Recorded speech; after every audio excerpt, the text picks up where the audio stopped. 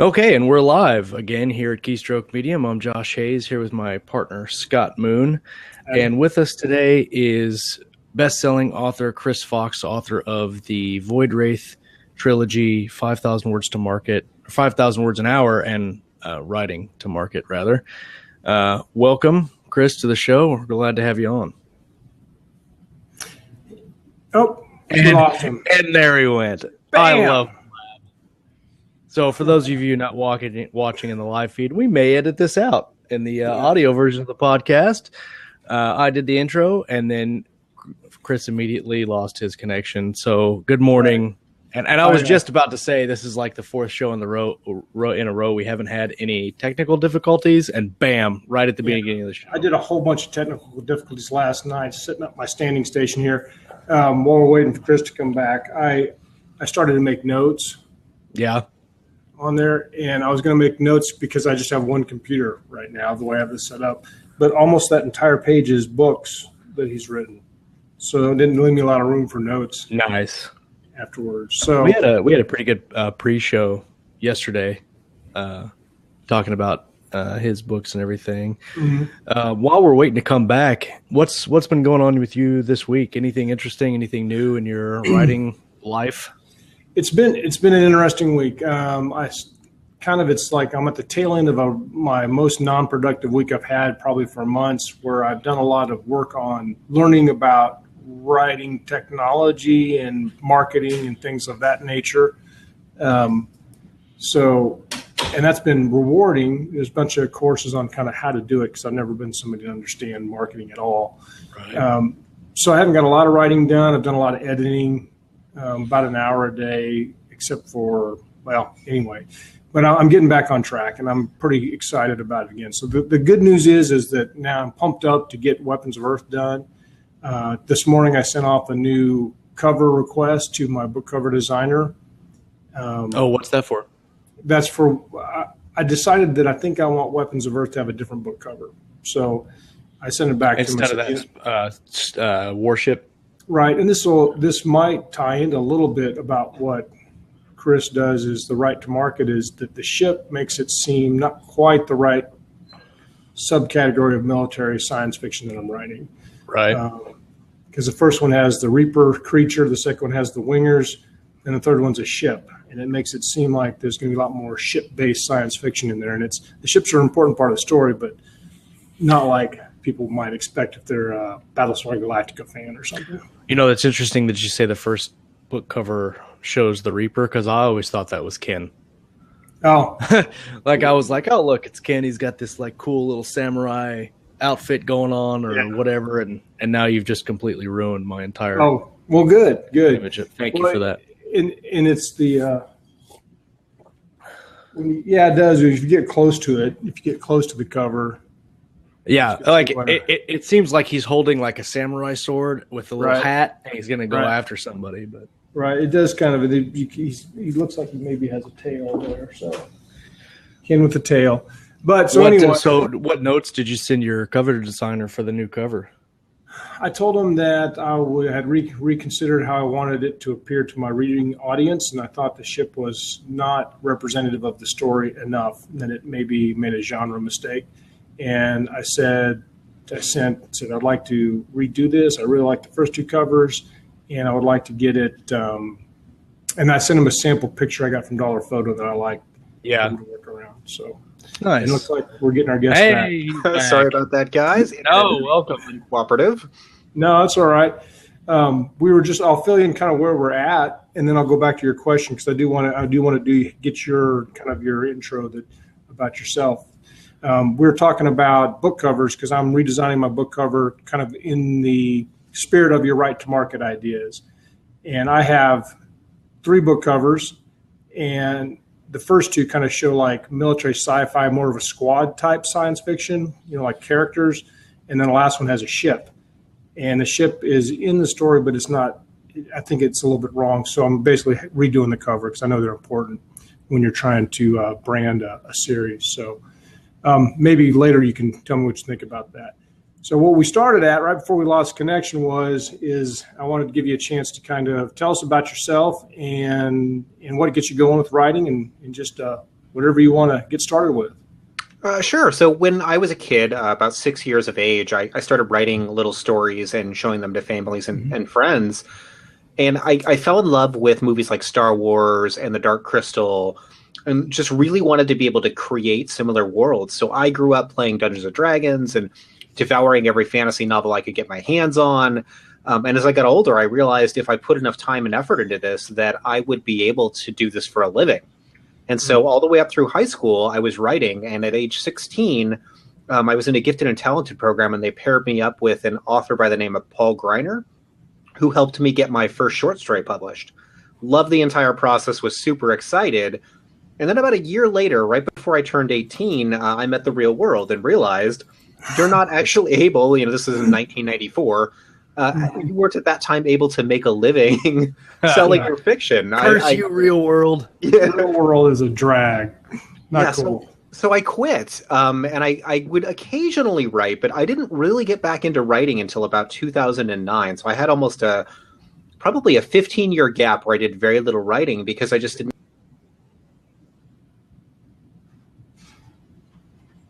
see we got some freeze going. Wait for it. Wait for it comes. For it. Oh, there he is. And he's back. He's back. Dramatic pause. Yeah. You said a way for it too, and then that's where we lost you. Yeah, I was waiting for a way that I would be able to make a living doing this, and when Kindle publishing came out, I found that way. So the rest is kind of history. I published my first novel in October of. I 2014. was just going to ask him if he started right at the beginning. Did you start right at the beginning of the when Kindle started doing the? I was late to the party, so I didn't get in until October of 2014. Okay, wow. So because I know a lot of people coasted on that initial. People who got in early really had a big advantage. So, well, but that's a good point that you say. You got in late. Late, relatively speaking, but you've also done very well in your writing. Oh, yeah. I started my indie career the same time, October 2014, and I can tell you that you've had leaps and bounds of success above what I have had. And I mean, I'm still pleased with what I've done, and we'll get into the marketing and all that aspect in a minute. But what led you? You said you got published as a short story. So what led you to go to indie publishing rather than staying traditional? I wanted control over my own work, and you don't really get that when you work with traditional publishing. So every time I sold a short story, I lost all control of the rights to that. I didn't get paid very much. With indie publishing, you have the ability to do your own cover, your own price, your own plot. And I really like that level of control. And I wanted to do the entire thing myself without anybody, kind of looking over my shoulder. Right. Cool. And I know a lot of people, I know I made the mistake going with my first book, but we talked to Ben Hale a couple weeks ago, and he said when he decided to do it, he researched every single thing that he could find before he published, and I didn't. I just wrote it and figured out how to format it and then put it out there. Did you do anything when you put out that first book? I mean, did you know what you were doing, or were you winging it, or did you do research into that to make it successful? I was kind of winging it, but I did it in a very Silicon Valley way. So at the time, I was working at a San Francisco startup as the sole iOS developer. I was the iPhone guy. And we were having to invent things that didn't currently exist, which have since resulted in patents with image processing. So we had to come in every single day and figure out how to do things that didn't exist. And one of the things that we did that was kind of a triumph right before I published my first novel is we got on the Colbert Report. Oh, really? So we hustled our way onto the Colbert Report with our little app and device, and we're super excited about that. So when I got into indie publishing, I didn't know what I was doing, but I knew that if I did the minimum viable product and I got in front of a lot of people, I could probably sell some books. So just a couple months into it, with only one book under my belt, I was on Rocking Self-Publishing for the first time. Right. And then I hit some other big podcasts, and all of a sudden doors started to open. Well, I know you've been in a bunch of podcasts that I've listened to, and they've all been pretty inspirational. I appreciate those. Now, I'm guessing you're an app developer. You probably are an organized person that kind of has a system for doing things. Extremely, yes. Mm-hmm. Does that system carry over into your writing? Very much so. And in fact, the books that I write for writers is all about detailing that system in a way that other people can adopt the same thing I did. So what I had to start doing, I took the bus from where I live in Northern California into San Francisco every day. And it was on that commute was the only time I had to write. So it was about an hour of solid writing time, two if I wanted to write in the evenings, but usually by that point I was fried from work. Right. So in the morning, I had to maximize that 1 hour a day. And that meant figuring out how can I write as quickly as possible and still make it good so that I can get novels out on kind of a schedule. Because if I can't get out, 3-4 novels a year, I'm not going to ever be able to break away and do this for a living. When you're writing on the bus, because I heard you talk about that, were you writing on a laptop or by hand or something else? And what I would do is I would stand at the bus stop and dictate into my phone. Okay. And then when the bus picked me up, I would then sit down and start writing on my laptop. Do you ever get funny looks from people if you're writing a murder scene and your voice dictating that into your phone? Oh God, yes, especially at first, because I'm talking about werewolves and zombies and vampires and spaceships, and they're like, "What is that guy babbling about?" But eventually they figured out I was a writer, and nice. And the look stopped. You might want to give me 2 seats on each side of me when I sit, because it could be werewolf drama going. Cool. So. How long for that first book? I know now that we talked yesterday, and now you have the 5,000 words a day minimum for your writing. So you're putting out a lot of words.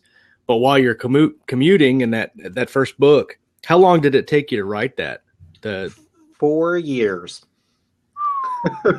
So I started tinkering off and on. I would write maybe once or twice a week, put out a few words, restart the novel entirely because I didn't like what I had no idea what I was doing.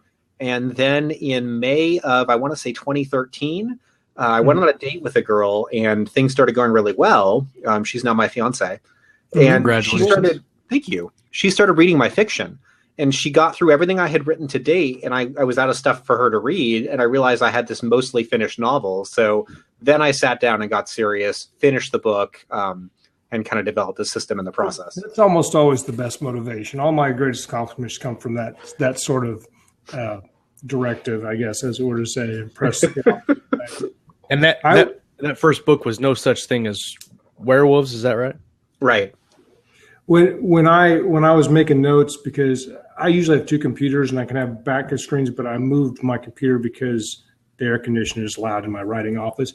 But so I made like some writing notes, but after I wrote down all of your book titles, I didn't have much room left for notes. I was like, I don't have any space left, because the No Such Thing as Werewolves is part of the Deathless series, correct? Mm-hmm.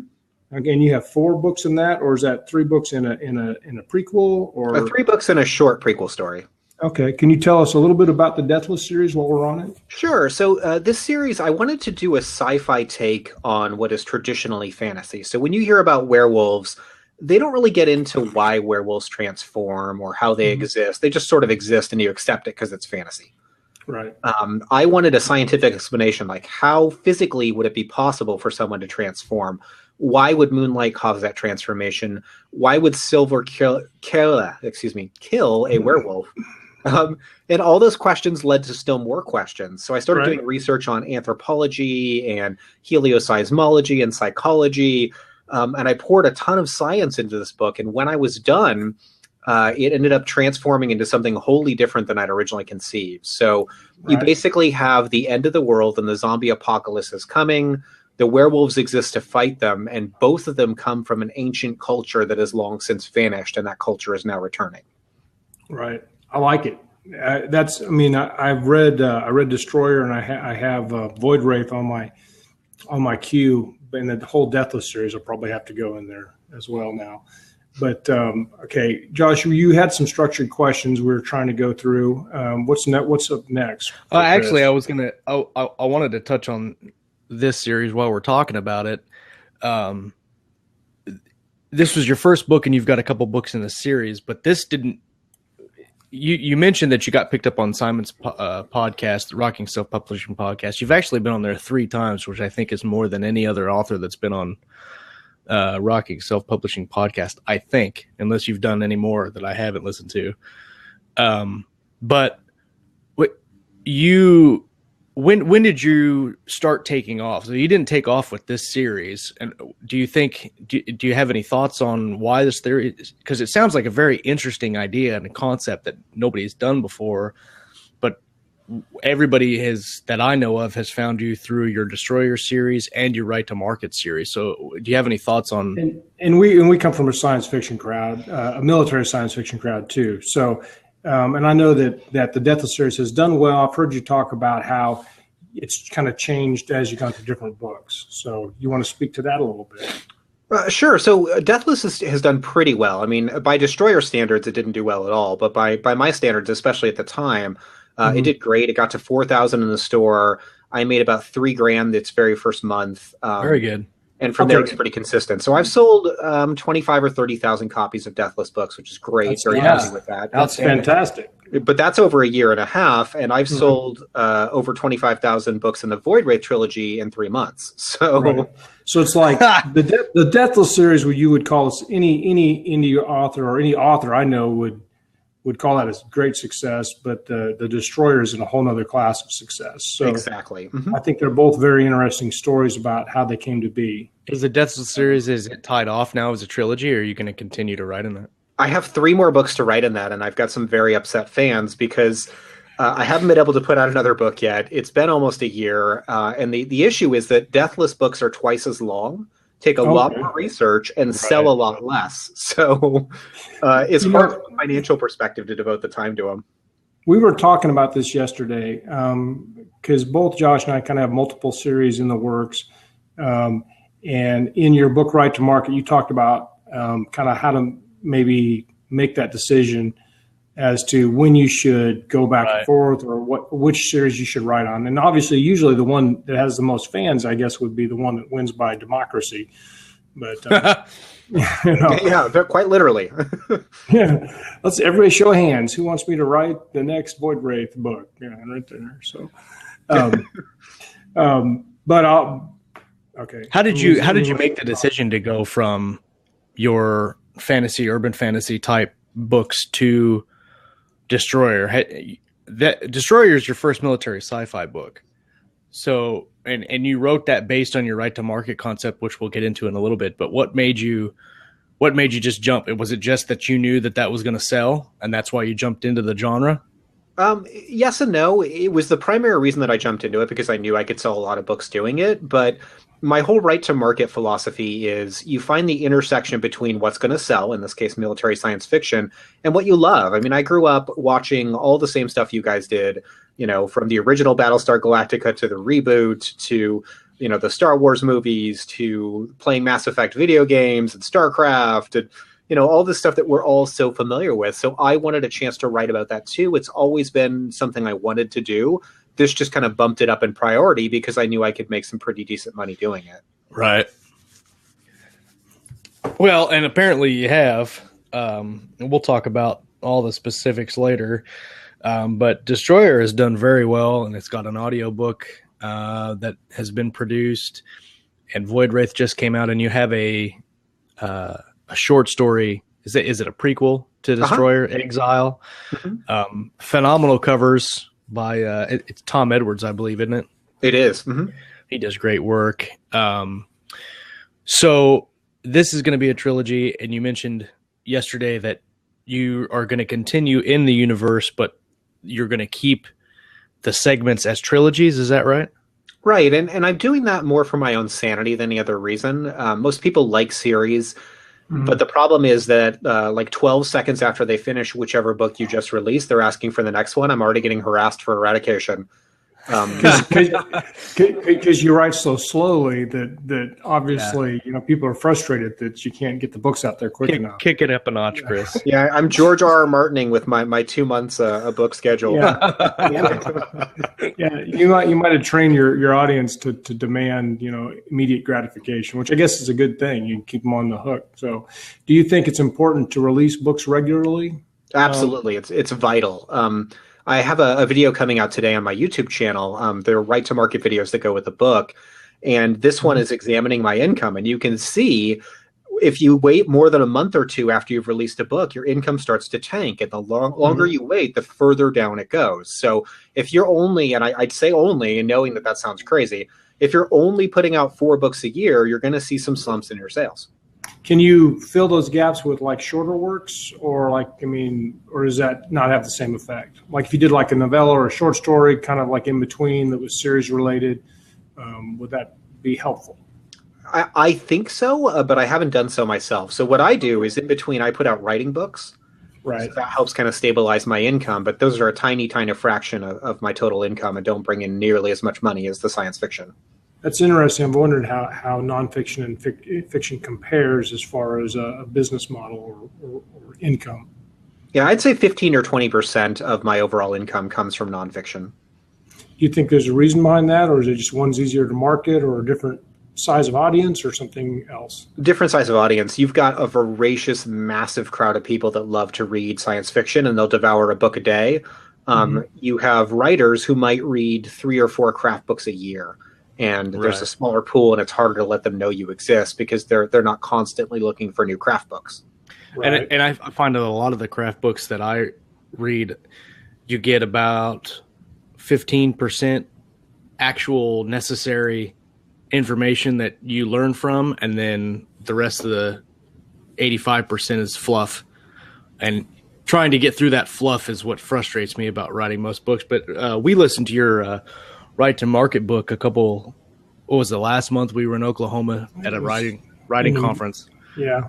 And on the way home, it was about a 3-hour drive. We listened to the majority of your Right to Market book. And what I liked about that is that it went straight to the point. Like there was no blah, blah, blah, blah, blah, blah, blah, blah, blah, blah, blah, blah, do this. It was do this. And I really liked that about your book, that you didn't pull any punches. You weren't talking ambiguously about your topic. You were straight to the point, and it made sense. And we've actually changed some of our writing styles based on what you've researched in the book. A lot of your books, Chris, your nonfiction, because I think I've read all 4 of them. I know I've read 4 of them. I don't know if that's all of them. That's all of them. I've read all of them, and they all kind of start with, hey, I'm going to get right to the point. And you do. So that's a promise that's always delivered. So I appreciate that. Because nowadays, so much, it's hard to find the time, Yeah, that stuff drives me nuts. I mean, we're all super busy people. Most of us are trying to do writing as a second job. So I don't have 12 hours to hear about your anecdotes. I need you to teach me what I need to know, why I'm buying your book, and do it as quickly as possible. Yeah, give me the information. That's why I'm here. That's why they call it nonfiction. But yeah, you talked about your video earlier, and you have done a really awesome video trailer for Destroyer that I've forgotten about until I went over to your Amazon to look at.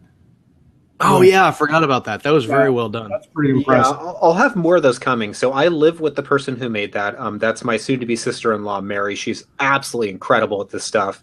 She does a good job. Yeah, I was blown away. I mean, it's like a Michael Bay style trailer for those who haven't seen it. You're like, oh my god, am I going to see the next Transformers movie? Yeah, we'll link that when we port this to YouTube. I'll find it and link it in the description. But I watched it. I'm not a huge fan of book trailers at all because most of them are pictures that are like zooming in, and while the picture is zooming in, it's got the text going across, and they're like 5 minutes long, and you're like, I'm not going to watch a book trailer for 5 minutes. This is ridiculous. But yours was very well done. I enjoyed it a lot. I think I'm probably watching it like 3 or 4 times in a row. But I'm pretty partial to like science fiction, space, cool like scenes like that. I like seeing that kind of stuff. Yeah. So we talked about your original books, your urban fantasy books, and that you had to write quickly on the bus during your commute.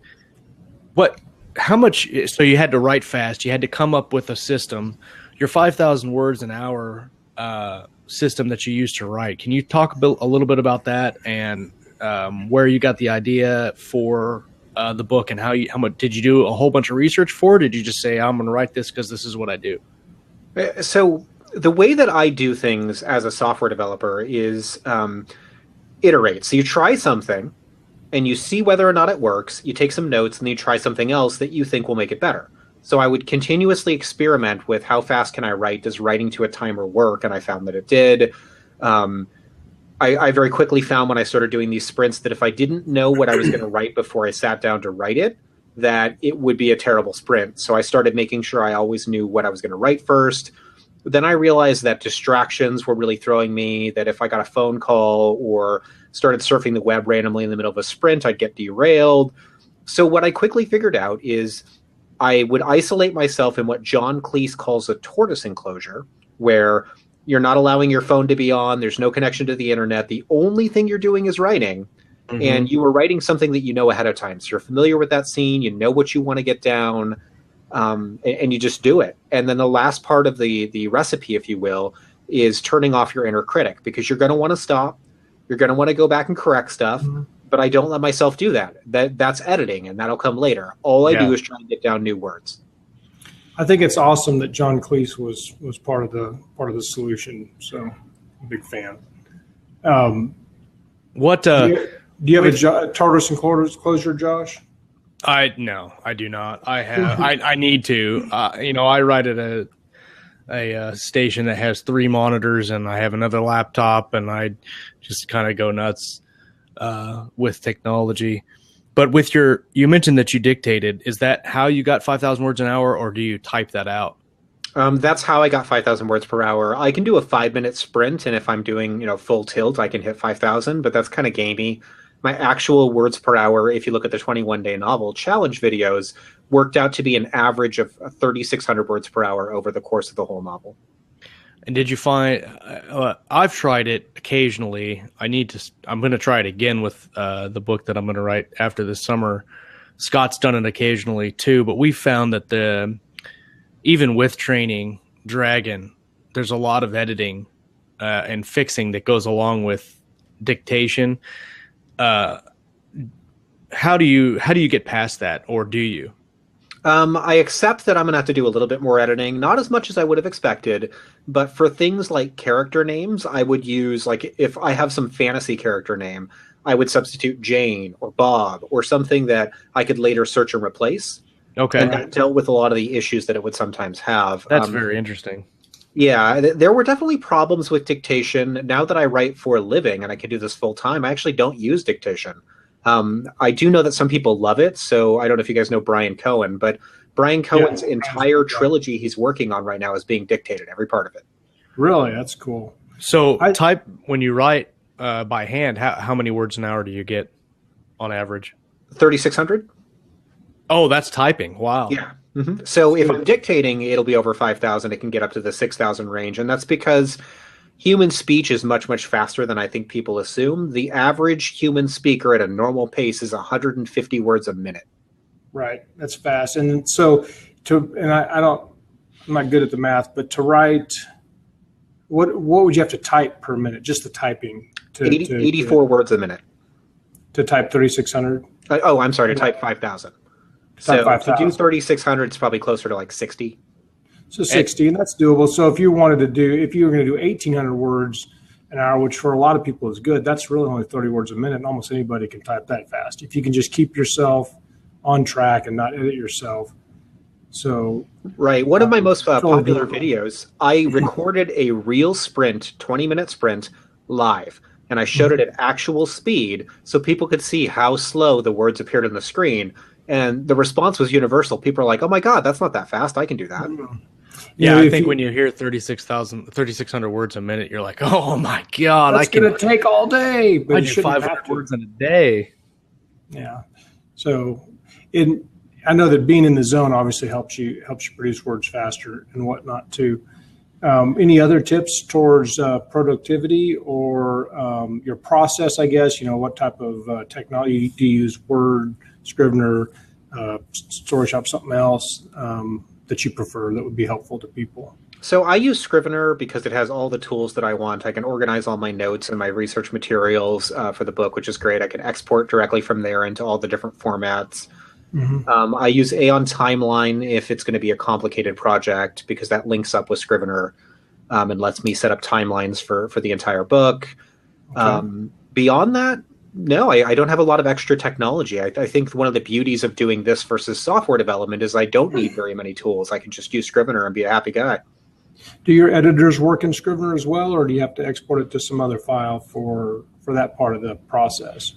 They do, and this is the single best quality of life change I have ever made as a writer. So originally, with no such thing as werewolves, I exported to Word, sent it to an editor. They did track changes in Word. I fixed all of it in Word, and then I had to overwrite all of my chapters in Scrivener.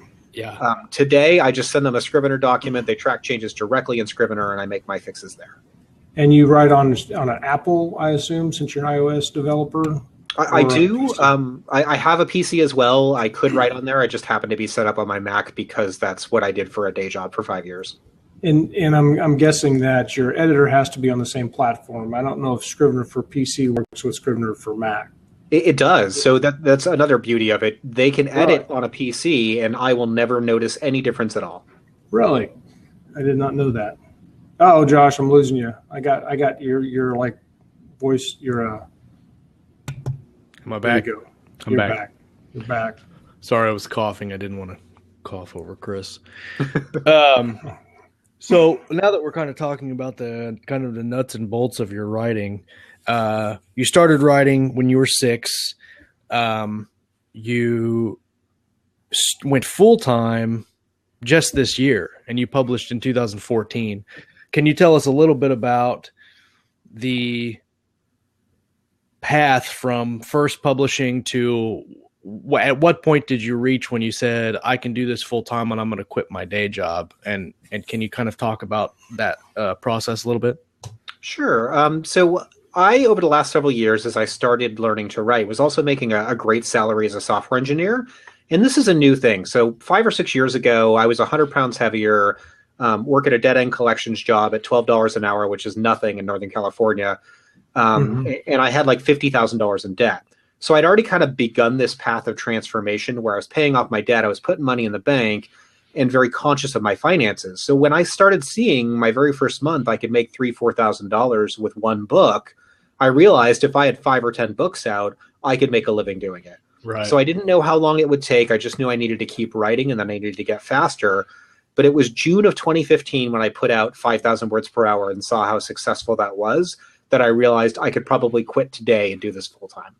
What's your most successful nonfiction writing book? Is that the 5,000 words per hour? 5,000 words per hour has sold an average of 12 to 15 copies a day at full price since it was released almost a year ago. Nice. And do you have a, you said at full price there, so do you have like a book funnel where you have like a free book or a discounted book to get people into your stuff, or you just list all your stuff at full price? I typically list my stuff at full price. I did perma-free on No Such Thing as Werewolves, and it didn't go as well as I was hoping. Right. Recently, I put up 5,000 words per hour on my website as a reader magnet, and that has worked really, really well. It still sells the same number of copies a day, but I also have people downloading it for free from the site. Oh, good. Which is really interesting. I've had several people say that would occur if you'd use it as a reader funnel book, a reader magnet, I guess. But people still buy it, even though they can also get it for free by getting on your list. So it's interesting that these things still sell. Yeah, and interestingly, I'm the type of person who would still buy it because I would rather pay the $3 to have it on my Kindle in my library and also, not give up my email address. Right. Yeah, I'm the same way. I like to have. It seems like it's a little bit when you buy it, it interacts with my apps better than even if somebody makes me a Mobi, it just works better. Right. I buy it. And really, what is $3? It's not like I'm buying a Ferrari or something here. Exactly. Yeah. So. I get so irritated when people are like, I'm going to wait till it's free or I'm going to wait till it's 99 cents. And even at $5.99, I remember buying paperbacks at $9.99 at Barnes & Noble for nothing. I would go in and buy a handful of them and walk out of the store at $8.99 or $9.99.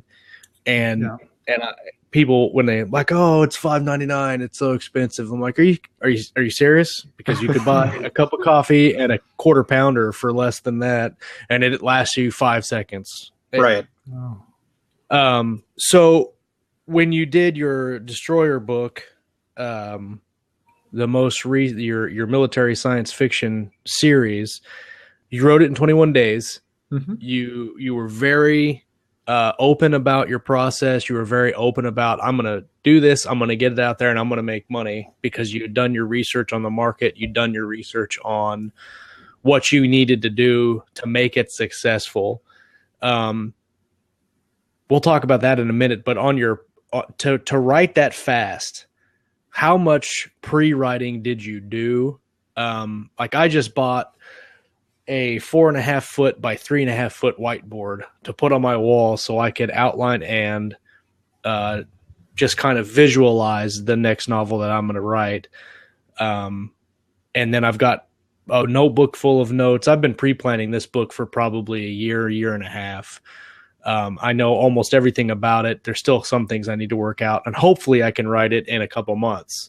You wrote your book in 21 days, so I want to know what you did to pre-plan and just get in there and write it and be done with it. So I had about a month of pre-planning, but when I say a month, it was 5 minutes here, 10 minutes there. Each day I would add a little bit to it, and all that was doing was building the outline and some of the basics about the world. So I didn't do nearly as much world building with Destroyer as I've done with, say, No Such Thing as Werewolves, or have for some of my other series. But I kind of gambled that I could lean heavily on existing tropes from IPs that most people know. And that's exactly what I did. If you have played Mass Effect or StarCraft, if you've watched Battlestar Galactica, you're going to see similar elements in my fiction and be like, hey, I kind of recognize that. Yeah.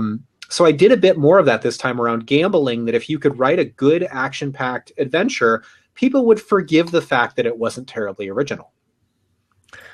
Well, it's entertaining, and that's the thing is I mean, I go watch, I've watched all the Star Wars movies, but I also watch, similar movies in the same genre, and they're all entertaining. So, I mean, with fiction, it's really about, can you suspend disbelief and enjoy yourself, I guess. And there's different levels of fiction. So, well, yeah, and I agree. I think, like I told you yesterday, Chris, I liken Destroyer to like a fun Saturday morning matinee movie where you can just sit. You don't have to remember who's this conspiracy linked to who or whatnot. It's very, you're here for the fun. You're here for the action of the book. You don't have to spend hours upon hours reading it and then forget some little fact back in the beginning that should change the book in some way. You can just read it and have fun with it. My litmus test is does it feel like work? When I read nonfiction, I feel like I'm having to work through it. But if I'm reading it and I'm just kind of going through it and there's no resistance, I guess, there's no aerodynamic drag to the story that's weighing me down. Like I read, heavy literature for like a college course, you got to push through it. It's like plowing through a snowfield. But when I read Destroyer, I read it very quickly, which is usually a good sign. I had it on the Whisper Sync, so I had the audiobook and the written version, and then I'd read it and listen to it as I went through. So I was very, very pleased. And Void Wraith, correct me if I'm wrong, is not out for the audiobook yet, or it is? It's not. Ryan's almost done with the recording on that, so I should be out in, I would say, 2 weeks. Okay. Oh, fantastic. That might be just right. We'll see. I have a large queue of books that I'm reading all at once. So with Destroyer, it kind of launched you into military sci-fi, and there's some really big authors in that genre. Can you tell us a little bit about the numbers? Like, obviously when you did your other books, they were successful. You said 20 or 30 in their lifetime, 20 or 30,000 copies. What were the numbers in Destroyer like? So to date, Destroyer came out on March 28th, and today is what, June 16th, 17th? Mm-hmm. 17, yeah. In that time period, it has sold about 12,000 books and had like 2.25 million page reads, and that's resulted in probably $25,000 or $30,000 in revenue. That's nice, very nice. I'd take that. In 3 months, say that number again. In 3 months, you made what? Pretty close to $30,000, and that's just from the one book. So Void Wraith is actually making more because it's $3.99 instead of $2.99. Oh, interesting. And meanwhile, your Deathless series is still cooking along in your nonfiction too. So that's pretty good. Mm-hmm. So I probably make $1,000 a month from the Deathless stuff, and then about $2,500 to $3,000 from the nonfiction. Oh, that's very good. That's very impressive. I like to we talk about our writing conference a lot, but I'm sure people are getting tired of hearing about it. But we had a couple people tell us, indie writing isn't very, it's not viable. traditional publishing is where it's at, and there were several people, we had one really well-known writer who I happen to like and respect and read his work, but and he was talking, and during the middle of one of his presentations, he just went crazy, way off into the deep end, indie bashing.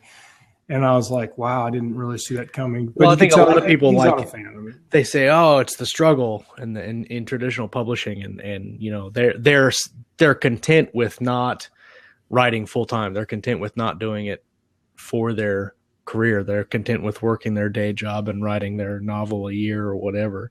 But then when you have your numbers of, I don't know, I can't do the math. Let's just say a round number of $8,000 a month.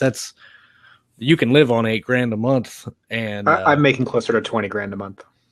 That's $8,000 for like one. Drop your mic. I'm done with it. Yeah, boom. Okay, we're out. But and most writers, if I understand my research correctly, in history, don't make a full-time living, even if they're traditionally published. Like, let's go prior to indie publishing. Like a lot of the authors you see in bookstores, in the 90s and early 2000s, were still working a regular day job to supplement their income. The vast majority of them, if I understand correctly.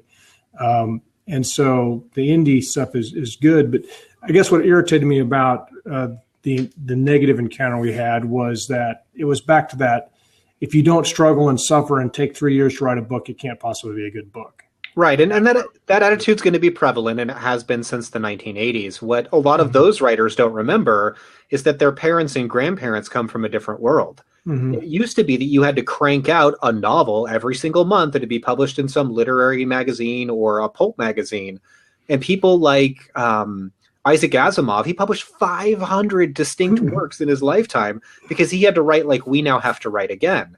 Right. Things have kind of changed. We're not in traditional publishing. We're in tech.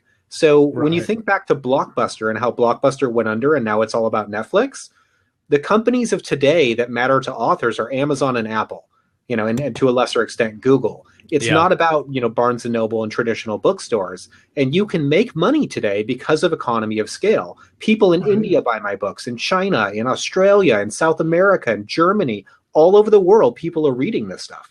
I remember I sold my first book in Japan early on. I was so excited. Yeah, virtual high five. Boom! So you mentioned they published in other countries. Have you done translations, or is that just people buying the English version off Amazon? That's just the English version so far. I haven't seen anybody be successful with translation yet, but I'm keeping an eye on it. Okay. So with you mentioned you're doing trilogy sets to kind of bridge the, like you mentioned, people getting mad that you didn't write your next book. And if you write the trilogy and finish the trilogy, you can say the trilogy's done. How many books do you have planned out? How many trilogies do you have planned out for this Destroyer universe? The beauty of this is that I can change this on the fly. So right now it's just 2 trilogies, but I have 4 or 5 other trilogies I've brainstormed that I could write if it really takes off and I like writing it. So there'll definitely be 2. There may or may not be more, depending on whether or not I want to move into something else. Right. I have 2 or 3 other series I'm super excited about writing. One of them is a space fantasy. One of them is an epic fantasy. So I may at some point decide to move into that. We'll see kind of what I decide in 6 months' time. And how do you pick those? Like, I'm still trying to figure. I've got this science fiction series that I've been trying to finish writing for 2 years, and I'm telling myself to finish writing the 3rd book before I jump into this military sci-fi book. But I'm on the edge. Any day I could just be like, I'm going to write this other one. How do you choose which ones to write? It's difficult, and sometimes you make a mistake. But what I've learned the hard way is whatever I'm going to set out to write, I'm going to finish it. And that's one of the things I do like about trilogies. So you look at Deathless, and I feel terribly that I haven't gotten out the 4th book, and I would love to do so. But I have to make pragmatic decisions about, kind of my income. So I'd say make whatever you are most excited about writing that you think will sell your top priority. Finish it. If it's, 3 books or 4 books or whatever it is, write it. And then when you're done with that, come up for air, look around and see what the next big thing is going to be. Right. Is there a chance that maybe like with the series that you might just need a break from it and then come back fresh to write book 4 or Josh and the rest of your series is mean, because I know sometimes when I put something aside, I'll get to the point where I just hate it because I've been struggling with it, and then I come back and read it 6 months later. I'm like, I can't believe I wrote this. This is so good. You have one of those moments where you're like hurting yourself, patting yourself on the back. But that's a good point you make. That do you take a break after? You wrote Destroyer in 21 days, I'm not familiar with if you took. Did you take breaks after you? Like a lot of people say, you need to take a month off and then come back and relook at it. You didn't do that specifically for Destroyer? Have you done that for any of your other books? Nope. So, the original Deathless books, yes, because I was just learning the ropes. But as soon as I figured out what I was doing, I stopped doing that. So Void Wraith, I wrote exactly the same way I did with Destroyer. It took me 25 days instead of 21. I had the same editor do a single pass on it, polished it up and released it. I think you reach a certain point where you need less oversight because you have more experience. Right. Mm-hmm. And I very much go by Heinlein's rules. And Heinlein said, don't rewrite except to editorial order. So if you see a major problem and your editor says, hey, fix that, feel free to go ahead. But if they don't, you're wasting time, I think. Right. And so do you feel like, because I've had two minds of this, you finished your book. And I know in Stephen King's On Writing, he says, give it 6 weeks and then come back with a fresh eye. But I've also thought sometimes I'm as familiar with my current story as I'm ever going to be because I just spent, however many months writing it. Is there an advantage to just going back and finishing it all in one pass and not taking a break? There's a huge advantage, and that's that you're done. You finished the book, it's out there, and now you can do whatever you want. Is that take a break? Is that write the next novel? But it's off your plate. And if you want to survive in today's publishing climate and thrive, it requires that you put out a lot of content. So are you guys familiar with Amanda Lee? Yeah, a little bit. I mean, I've heard the name. So Amanda Lee will probably release something like 19 novels this year. Mm-hmm. And she does it by cranking out constantly, where she'll finish a book, out the door, finish a book, out the door, finish a book, out the door. And she's probably the only author I know with a chance at making a 7-figure income solely from writing, no courses or anything like that. Wow. And that's because she's not taking the time to set it aside for 6 weeks. If you set your book aside for 6 weeks, what % better do you think it would be after one more pass? Right. You get a diminishing returns at some point. Mm-hmm. So you mentioned you ship it off to your editor. A lot of people work with 1 or 2 editors. A lot of people have proofreaders, beta readers. Do you do any of that, or do you just send it to one editor and then you're done? At this point, I'm just doing the one editor. I took a long time to get here, and for different series, I'll use different processes. So for my epic fantasy, I'm going to have probably a pool of close to 100 beta readers. Okay. And I will do multiple passes and probably use a developmental editor because that's kind of my baby. I want to make sure I get it right. Oh, yeah. It's big. It's probably going to be big. Yeah, and it's a multiple book series, so there's a lot of, you need to remember stuff from book 1 when you're in book 4. So I think I need that kind of help. But when you're just cranking out fast, fun military science fiction, I think you can get away with a little bit. And so I only need the one editor, and she's phenomenal. So you do believe in having a passion project, like you're one that you're writing to market and then one you're writing to be artistically fulfilled? I know there's been some talk about that on the SPP podcast. I think every project should be a passion project. I mean, we can get a job doing whatever we want, really. If you want to go, work as a software engineer and that's your day job, that's fine. And when you write something you're not excited about, then you've just taken on another job. If you can instead write just passionate stuff, life is amazing. Yeah. It might be a little bit of a leap to say that I could be a software designer because you've probably never seen me try to do basic math. But it's hard enough for you to turn on the computer, and that's just one button. Yeah, that's a great point because that's what I want. That's why I want to do something that I enjoy. Working hard at something I enjoy is not really work to me, and that's why I'm striving to get to that full time, making that jump. Do you do one story at a time, or do you like I mentioned, I'm writing one, but I'm also pre-planning another one? How do you do that with your series or with different series?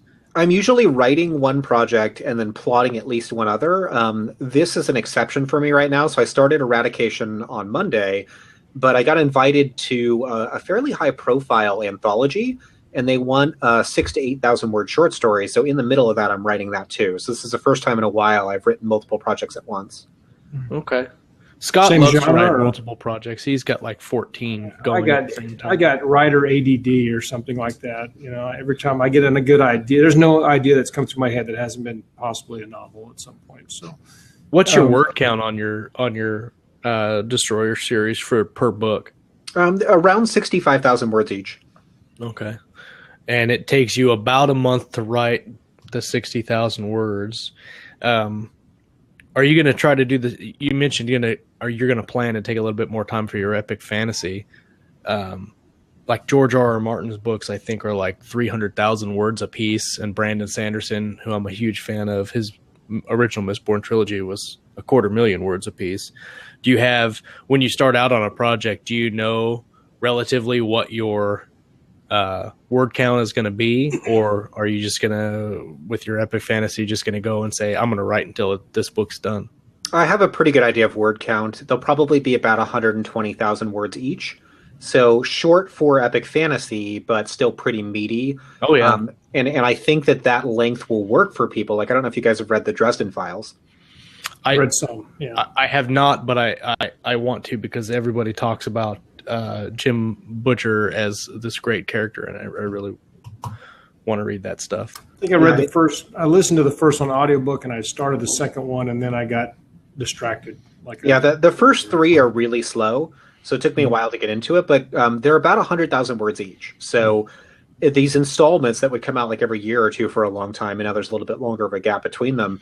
I'd be excited every time one would come out. You'd devour it very quickly, and I think that I can do the same thing for epic fantasy. What are your favorite books to read? That's hard because there are so many great ones. I am a Sanderson fan. I really love his Stormlight Archives. I think that's going to be an amazing series when it's finished in like 10 or 12 more years. Despite the flaws in it, I love The Wheel of Time. I started reading that when the first book came out and still read it today. I devour all sorts of military science fiction. So if you've heard of it, I probably have read it. Any sci-fi or fantasy I've probably read. I read. Do you read fast? Do you read quickly? Because you type quickly, but I'm just curious. Not anymore. So I used to do a book every single day. I was always carrying one around with me, and these days I'll do maybe 2 a month. Mm-hmm. And I do that mostly through audio. Yeah. Okay. And that's just because you're busy, or just you wanted to slow down and savor the books more, or is there a reason why you changed? It's mostly just busy because I have so much stuff going on. When I say 2 books a month, that's 2 fiction. I'll also do usually 2 nonfiction books a month. So I'm getting 4 in a month, but I'm splitting my time between fiction and nonfiction. What about podcasts? You listen to a lot of podcasts? I do, not as many as I used to. So I'll do 4 or 5 a week now. It used to be 10 or 12, but just not enough hours in the day. Yeah. Yeah, we had a discussion about this yesterday. Speaking of time management, what do you have any advice for authors that still work full time, that want to write their book, that want to get it out there, but don't ever think that they have the time to write? Obviously, you did it while you were on the bus. What do you have any advice for writers that are starting out, that are still battling full-time job and family and kids and all that stuff? Yes. Start small. So you're looking at 5 to 10 minutes when you first start, and you're going to try and get down a few hundred words in that time. And if that's all you do every day, let's say 5 days a week, because you take the weekends off to hang with the kids, 5 days a week, 300 words a day, you're at 1,500 words each week. By the end of the month, you've got 6,000 words. At the end of a year, that 5 minutes a day is giving you a novel. So start small and write consistently. Makes it doable for sure. What's the best time of day for you to write? In the mornings, and this is backed up pretty soundly by neuroscience. It's something I discuss in Lifelong Writing Habit. When you wake up in the morning, you've got more willpower. The swelling that happens in your brain throughout the day has gone down. You're at your sharpest. So most people, I think, find that they write better in the morning. There are exceptions to that. And if you're one of those people who likes to write at 2 a.m., get down with your bad self. But but most people, I think, are going to turn out better words in the morning. Yeah, I agree. I think I might have more swelling in my head than most people by the end of the day. I try to write in the mornings, and I get up, and like this morning I got up early and wrote. And I usually can get a good 45 minutes to an hour in every day, whether I make a good word count or not. Who knows? Now that you write full time, How many hours do you invest in writing every day? Probably, 2 to 3. So it's not any more time really than it was before, or maybe just a little bit more time. But I discovered that in doing this full time, there's so much more surrounding the business of writing than I thought there was. So I feel busier than ever. Right. Do you have to consciously divide your time between, like, for instance, this show and writing and other marketing deals, or do you have like a set, like, for instance, Sean Platt of the SPP guys, we learned the other day that he doesn't do any interviews. He doesn't do anything until after 2 p.m. Nothing. He only does creative stuff before 2. Right. He does all his writing before 2, and then he'll do whatever else after that. Do you have a set time for your writing, or just whenever? I'll make exceptions, but the way that it works is I go to the gym at 5 a.m. I think about what I'm writing as I work out for an hour. I come home, I get cleaned up and have breakfast, and by about 6:30 a.m., I'm sitting down in my chair to write. And usually by 9 or 10, I'm done. It can go as late as 11 if I take breaks. But that's basically the daily plan I follow through with, so my writing is done by about 11. And do you spend the rest of the day doing, emails or marketing or all that, or after that, are you done?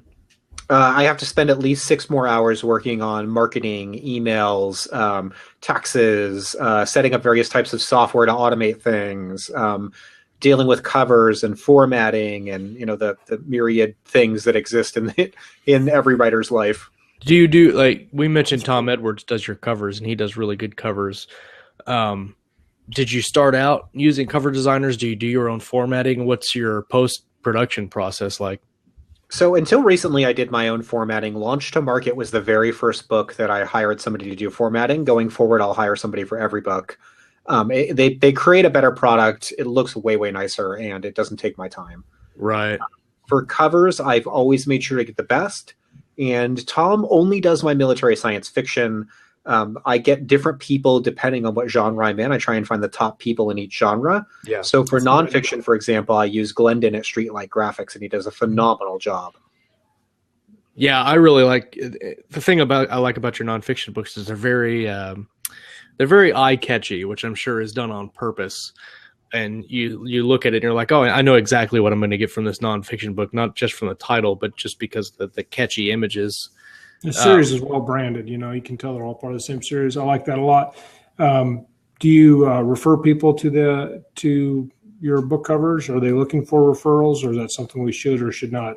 I do. I get asked that a lot. So I do hand out his name. I know that he's got a ton of business, and as time goes on, he's getting harder and harder to slot in for covers because he does phenomenal work, and every author wants great covers. But I want to see him thrive, so I'm happy to give his name out. What was his name one more time? It's Glendon at Streetlight Graphics. Okay. And Tom Edwards has done. He did Nick Webb's Constitution covers. I looked at his website the other day. He did one for a book called Archangel Down, and I can't remember the author, but the cover he did for Archangel Down looks phenomenal. Same as all your covers. Has he done Eradication yet?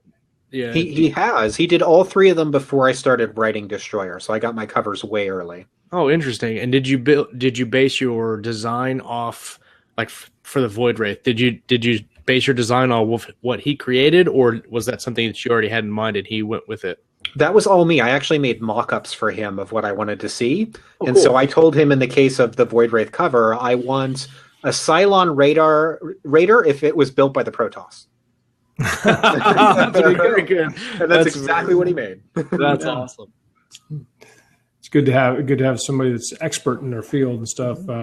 Josh does pretty good book covers. I've tried to do some, and mostly it's just, for me, it becomes resistance basically to writing. If you've read the Art of War, The War of Art. War of Art, right? They talk about resistance and that sometimes you're just distracting yourself. And so I can play. It's like a video game, but I'd rather be writing. Well, we're coming up here on the hour. This has been a fantastic interview. We've got 2 more questions. The first one is, what advice would you give to yourself now that you've had all the success and published the works that you have, what would you tell yourself back in 2014 or before that would make your product better or make you more successful back when you started? If there was one bit of advice I wish I could pass along, it's that before you start word one of your novel or even decide what you're going to write, pick a genre, read the top fiction in that genre, and then write something similar. That's very good information. And it's interesting because a lot of people, I think that I've read several genre pieces, specifically military science fiction, and you can tell that they have never read in the genre when you're writing, because they'll take the time to explain like a hyperspace. They'll explain it. I'm like, you don't have to explain hyperspace. I know what it is. What that is. Yeah. Move on. Yeah. What's a phaser? Don't do that. So that's very good. Read in your genre. How many? You said you grew up watching the shows. Did you took all the good tropes from those shows and used them in your book? Do you ever think you get to a point where you can overuse that stuff or make it so, like, I read a book the other day and it was so like Star Trek, like he used the same wording, the same phrases, the same kind of but it wasn't. Where do you reach that point where it's tropes which are good and tropes that are bad? There's a fine line between tropes and derivative. So if you are looking at a specific IP and you're modeling your whole project after that IP, that's dangerous. Right. If you're grabbing little bits and pieces from other IPs and kind of, cramming them into your own work, and you've kind of got a unique recipe, I think that plays a little better and people will like it a lot more. But even that, I catch some flack for it. People recognize stuff in my work from other IPs, and not everybody's okay with that. And you'll see that in the reviews. Yeah. It seems like everybody's different, though. And if all three of us started writing the same story right now, it'd probably come out different. Well, it would come out different just because we got different experiences, different writing styles, and things of that nature. Do you have one more question, Josh? No, unless you do. I do have one more question. Go for it. That's why I set you up. See, that was set me up for failure. Do you have? I feel like somebody walking around. It's probably me because hopefully it's not an axe murderer. I took my last remaining pocket full of cash and gave it to my wife and kids. Said, "Go get donuts." And so they all left. Nice. But they're back now. You may have seen them lurking around in the background. So I guess my question is, and I meant to ask you earlier, is do you have like a favorite character, and what makes them your favorite character that you write? That's difficult. I would say my favorite character currently is probably Fizzgig. Mm-hmm. Fizzgig in the novel Destroyer is a Tigress battle commander, and she's a grizzled veteran. And she's based on my 16-year-old cat, who is named Fizzgig. And a few people will get this reference, not too many. But there's a character in the Dark Crystal called Fizzgig. So Fizzgig is my fiance's cat, and she named this cat Fizzgig 16 years ago. So the reason I chose that name is that I just happen to know a cat named Fizzgig, and that definitely makes her my favorite character because all of her mannerisms in the book are just like the real cat. Yeah, it's good to have inspiration and stuff like that. Well, Chris, I'm really glad you came on the show. We probably wouldn't mind having you on again at some point. Josh and I both love talking about writing, and we love seeing people succeed. And so I like your books, and I'm glad to have you on the show. Hey, thanks for having me on, guys. Yeah. Congrats on all your success. I can't wait to see where it goes from here. And that goes for everybody that starts out writing. You can start out small, like Chris says, and you figure out what you're going to do, learn where you're writing at, and you can be successful. And it just goes to show that anybody can do it. For anybody watching the show, it would be probably a good idea to go over and check out some of Chris's books on the process of writing his nonfiction, and then maybe kick back on the weekend or something to enjoy his fiction as well. Yeah, Chris, where can people find your work at? Where do you want people to look you up at? ChrisFoxWrites.com is everything from the articles to the books to the YouTube videos. Excellent. Good deal. All right. Well, thanks everybody for coming and watching the show. I am Josh Hayes, and I'm on Blab this time, so I can do the pointing thing. I'm right, but you never point the right place. This is my co-host. That's not me. I'm over here, Scott Moon. We've been here with Chris Fox. It was a fantastic interview. Thanks everybody for hanging out with us, and we'll talk to you later. Take care. Take it easy.